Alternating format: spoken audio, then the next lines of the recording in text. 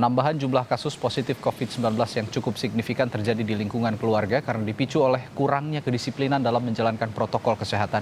Tidak hanya itu, sebagian diantaranya juga karena masih banyak warga yang tinggal dalam satu rumah namun tidak memiliki kamar pribadi sehingga memudahkan terjadinya penularan. Lalu bagaimana penanganan kasus COVID-19 klaster keluarga di Tegal yang terus meningkat? Kita tanyakan jurnalis Kompas TV Yuli Hardianto yang memantau penanganan kasus COVID-19 di Tegal. Yuli, apa yang dilakukan pemerintah setempat untuk menghentikan penyebaran kasus di klaster keluarga yang kini meningkat di Tegal? Ya, pagi dan juga saudara, selamat siang. Jumlah peningkatan kasus positif di Kabupaten Tegal, Jawa Tengah ini terjadi peningkatan yang cukup signifikan.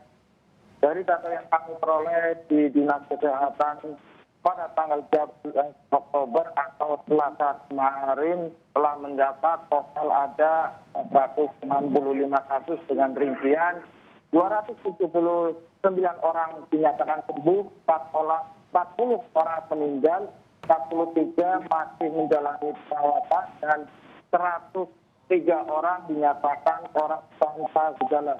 Peningkatan yang cukup signifikan ini terjadi dalam sepekan terakhir ini, yakni telah ditemukan 21 klaster keluarga. Dari 21 klaster keluarga tersebut, petugas telah melakukan tracking dan menemukan 57 kasus positif.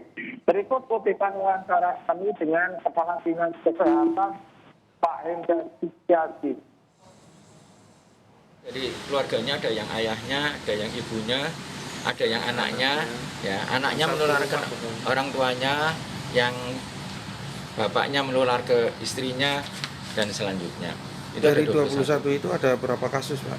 57. 57. Jadi dari 21 keluarga itu ada 57. Ditemukan 57 kasus. Kalau di rumah tidak memungkinkan, nah itu misalnya hanya satu di rumah itu hanya satu kamar, padahal ini keluarganya ada 6 atau 7. Nah, kami menyediakan juga namanya isolasi di rumah sakit yang tanpa gejala, dan di Surodadi, rumah sakit Surodadi juga kita siapkan ruangan-ruangan yang tanpa gejala.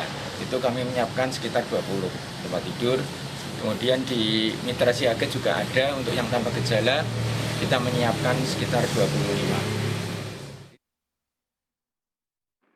Ya, tadi dan juga saudara, sejauh ini Pemkab Tegal tidak melakukan PSBB atau pembatasan sosial berskala besar maupun pembatasan kegiatan masyarakat atau PKM.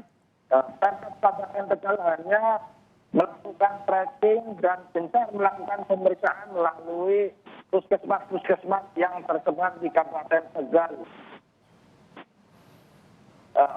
Selain itu, pemerintah Kabupaten Tegal juga menyediakan rumah sakit untuk dijadikan tempat isolasi jumlah orang yang dinyatakan orang tanpa gejala. Begitu, Pak Radi. Baik, jurnalis Kompas TV Yuli Hardianto melaporkan langsung dari Kota Tegal, Jawa Tengah. Terima kasih.